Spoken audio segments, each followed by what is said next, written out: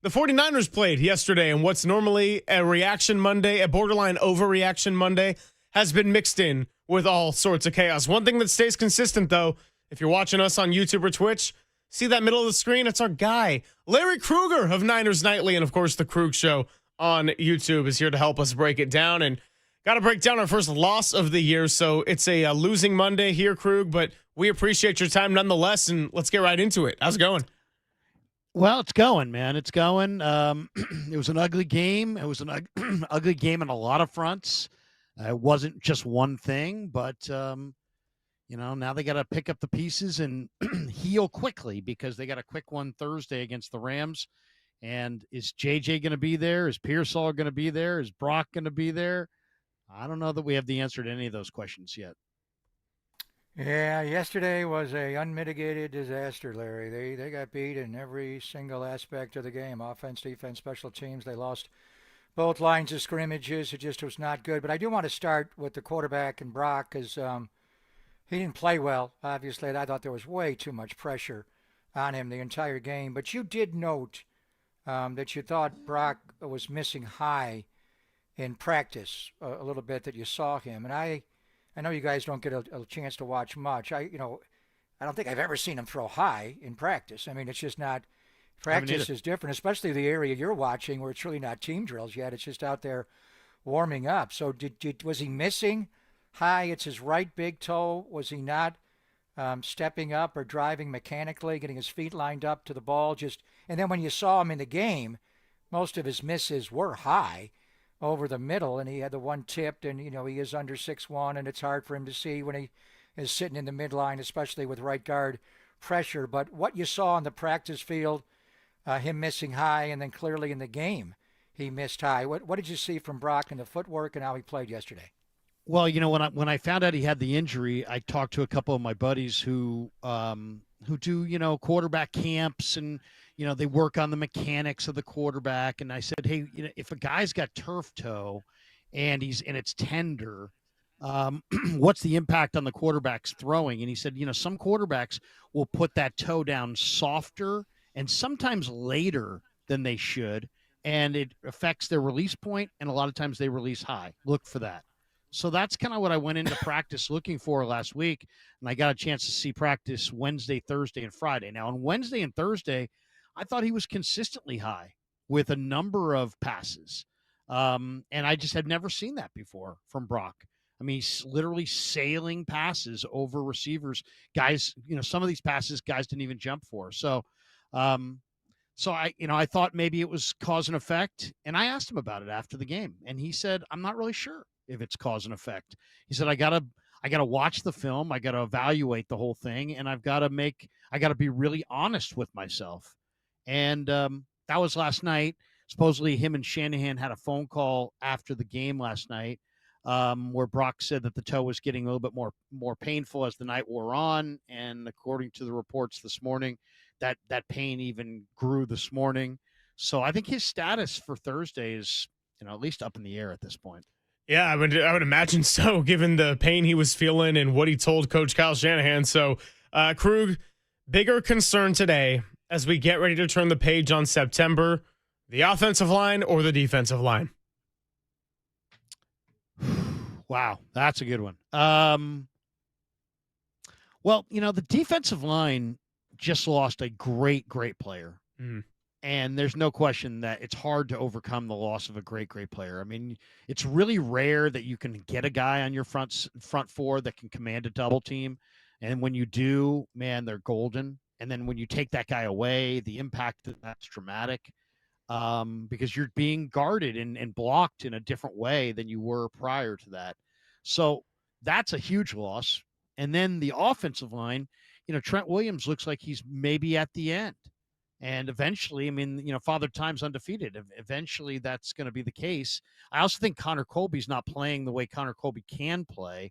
And I don't think Dom Pooney's playing the way that Dom Pooney can play. Maybe because of, injury a little bit to some degree. I think McKivitz is still playing at a pretty high level. Brendel, struggles, in pass protection. And I thought there was evidence of that in this game as well. So I guess I would probably lean towards the D line because it's not, for all the backups matter. And all, if you looked at PFF in this game, all of the lowest graded guys were all of the defensive linemen that you would hope would step up without Nick Bosa. They were all the lowest graded players. And the highest paid players was Trent Williams and Colton. And I thought Colton played well. They had Trent at 78.4, which is more, I think, his run blocking. His pass pro, I don't even recognize him. It just does not look like him. He gave up 4 more pressures. He did not play well in Seattle. We identified the matchup with him against Josh Hines-Allen as the matchup, and Josh Hines-Allen beat him every which way. There was a simple day one install stunt that they ran. I don't know. I've never seen this before. They locked and trailed it, where they wanted Trent from the outside to follow the end through the stunt and try to pick him up inside and chase him, and he got into a trail and he gave up a hit there. That's something you got to switch off, right? I mean, and then he just got beat when Josh Hines-Allen ran the hoop. He got beat when he bull rushed him. He got beat when he crossed his face. I mean, when you say he's near the end, damn, then what do we do here? I'm thinking he's just playing compromised with a knee injury, and eventually he will get better, Larry, but he does not practice. He always takes Wednesday off, and then he's out there a little bit on Thursday. But if you're not practicing and you're going up against Josh Hines-Allen or Jared Verse, it is not going to go well. So this is the worst I've seen him play. Obviously, the Green Bay game in the playoffs when he got hurt and he wore the boot, and then he had to play compromised in the championship game against the Rams. When you say he's near the end, is he really near the end, or is he just physically playing compromised? Because I don't see Trent Williams. I see somebody on 71 in a Niner uni. It says Williams. That does not look like Trent to me. What do you see? I see two. I saw two really good games and 2 really bad games. I thought the first game was really bad. I thought that this game was also really bad. Lots of pressures. If you look at the Niners overall, you say, okay, Brock Purdy's got a toe injury. He's not moving like he normally does. They only gave up 1 sack, and they only allowed 3 hits on the quarterback. So it wasn't like Brock Purdy was running for his life all day and, it's jailbreak. That's not what's going on. The problem is they cannot run the ball, and they can't get any push in the run game. I mean, the most disturbing part of this game was at halftime, Jacksonville was averaging 7-1 a carry, and I believe Christian was averaging like 2-4 a carry at half. And for the game, he averaged 2-9 a carry. So the Niners have not been able to even run for 4 yards a carry in any of the games thus far. So the run game is a major part of it. Shanahan was asked a question today about it, and I thought the answer was kind of disingenuous, to be completely honest. I mean, the question was, why are your yards per carry so low? And his answer was, well, we haven't busted a big one. Okay. I mean, that would be a decent, that's why the average per carry is low. But beyond that, you have one of the best running backs in football, and he has yet to run for 4 yards a carry, I believe. So, that goes just beyond, and it can't simply be, teams are playing 2-shell defenses against us. If that in and of itself is enough to totally derail your running attack, it's probably not good enough. So I would say that, he gave us why the yards per carry is down. And that's because they haven't had the 50-yard run. But I think we all kind of understand that. I think it's really more about, you're not really running it effectively with anybody. You're not running it effectively with CMC or with Brian Robinson. You've totally ignored Garendo. He's like persona non grata at this point. So I don't know. I don't know what the solution is, because it's not like Christian is not seeing the hole.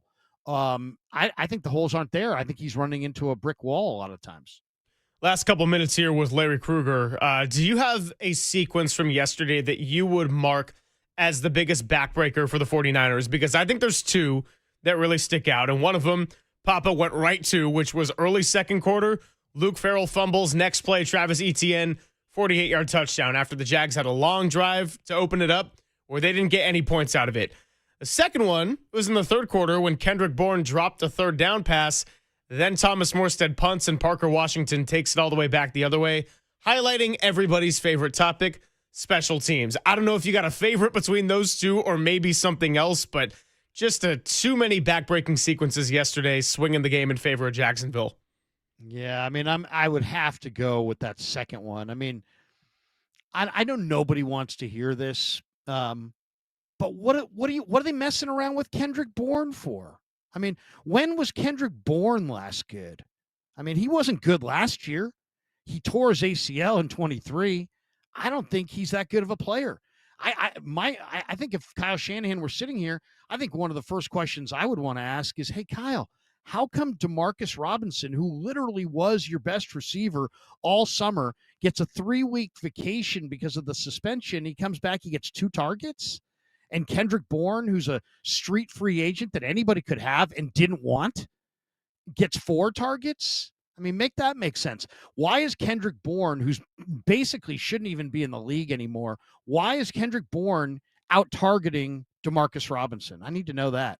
I think it's horrible usage, and this idea of using guys like Kendrick Bourne and Sky Moore.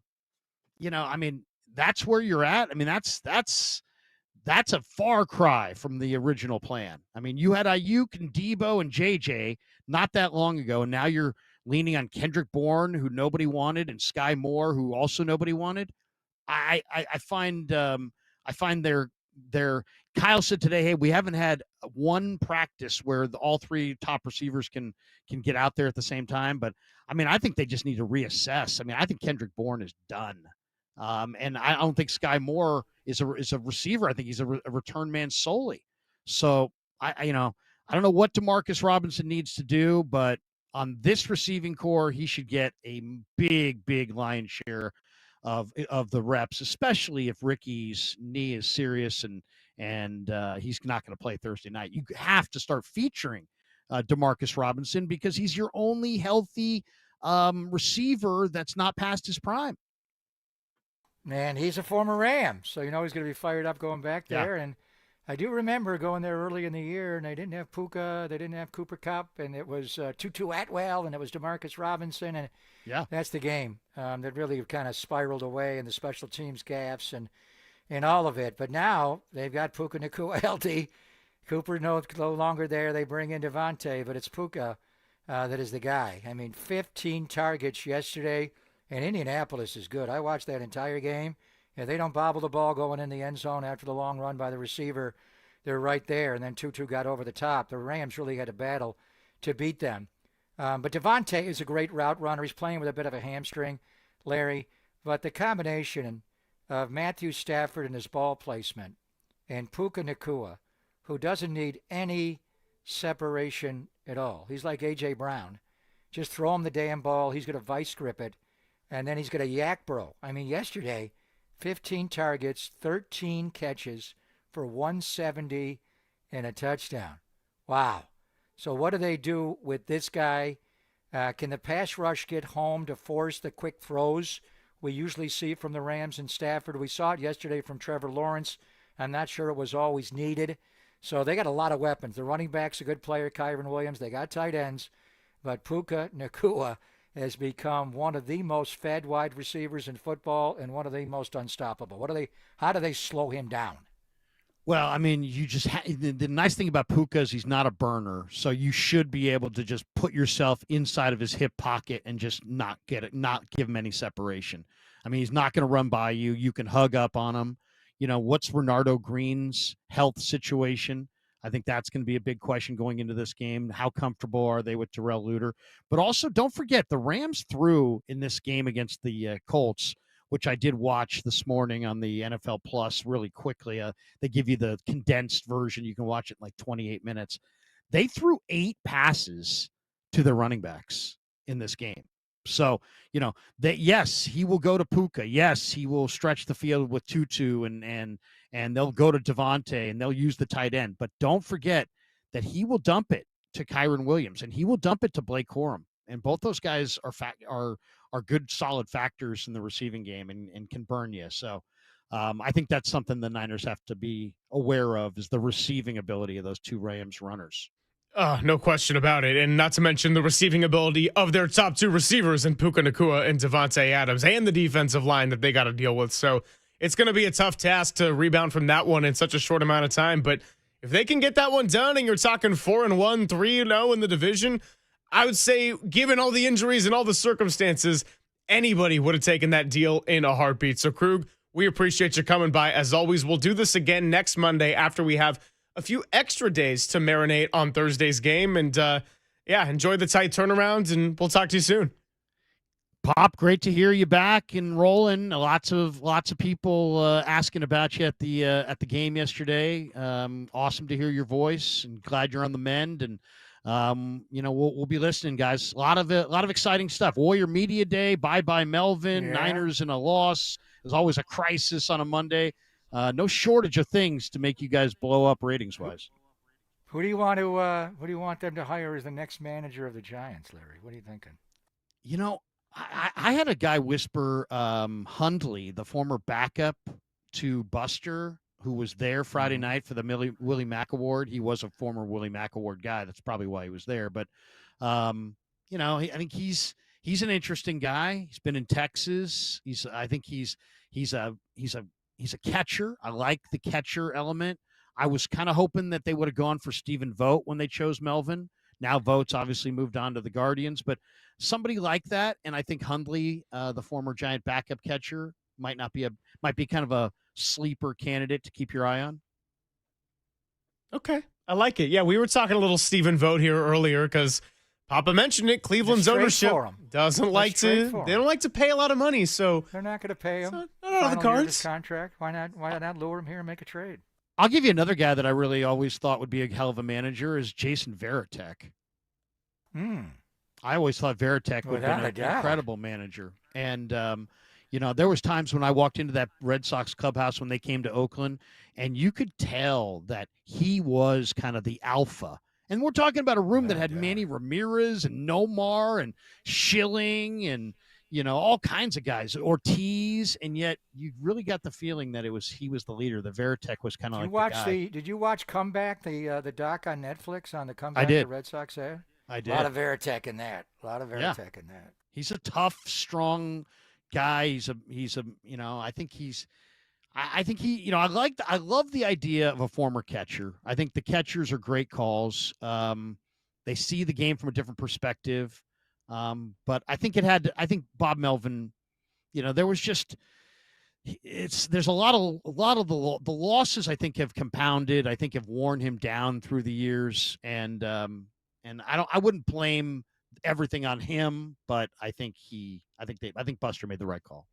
Well, either way, they got to move forward, and Buster's got to bring someone in, and they got to see if they can build something off of year one here, which had its fair share of downs. It's had its fair share of highs, and where did that take them to? Exactly, at 81-81. You are not 500, my friend. Larry Krueger is not our average guest. We appreciate you. Thanks, guys. Have a great day. Love you, Larry. Thank you, brother. Love you too, bro.